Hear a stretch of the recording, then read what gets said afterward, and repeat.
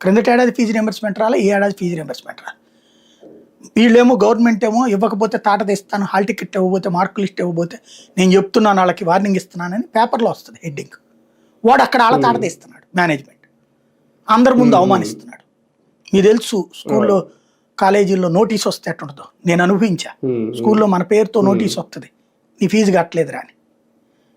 చదివి అది వినగానే బాధేస్తుంది అనమాట. అందరి ముందు నిలబడ్డం, పేర్లు పెట్టి పిలుస్తారు, పిలిచి నుంచోబెట్టి మీరు కట్టలేదురా అంటారు. తర్వాత మీరు రాబాకండ్రా అని నోటీస్ బోర్డులో పెడతారు. ఎంత అసహ్యంగా ఉంటుంది అది, ఎంత బాధాకరంగా ఉంటుంది. అలాంటి పరిస్థితులు ఇప్పుడు వాళ్ళకి. అలాంటి వాళ్ళు దానికి ఏమైనా పరిష్కారం చూస్తున్నారా వీళ్ళు? చూడట్లా.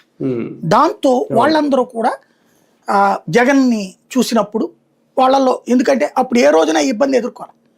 ఓ నెల లేట్ అయితేనే జ్యోతి రాసేది. అంటే ఆ పెయిన్ అనుభవించిన వాళ్ళకి జగన్ గుర్తు అంతే. ఇప్పుడు అందుకనే మీకు ఎక్కువ కనబడుతుంది మాస్ కనబడుతున్నారు, క్లాస్ కాదు. అవును, మాస్ ఎక్కువ బెనిఫిట్స్ పొందిన కుటుంబాల యొక్క రెస్పాన్స్ కనిపిస్తోంది. ప్రభుత్వం కూడా ఏం ఆలోచిస్తుంది తెలుసు వాళ్ళకి కూడా. ఎలక్షన్స్ లాస్ట్ ఇయర్ ఇస్తే సరిపోతుంది, ఇప్పుడే ఇస్తే కనుక రోడ్లు వేయలేరు. మనం గతంలో అప్పట్లో డిబేట్లో చెప్పేవాడిని, జగన్ ఎందుకు రోడ్లు వేయట్లేదు అప్పుడు మనం మాట్లాడుకున్నప్పుడు. నిజంగా ఈ సంక్షేమ పథకాలన్నీ ఆపేస్తే కనుక రోడ్లు ఏంది బాబు, అద్భుతంగా చేయొచ్చు అని ఆ ధైర్యం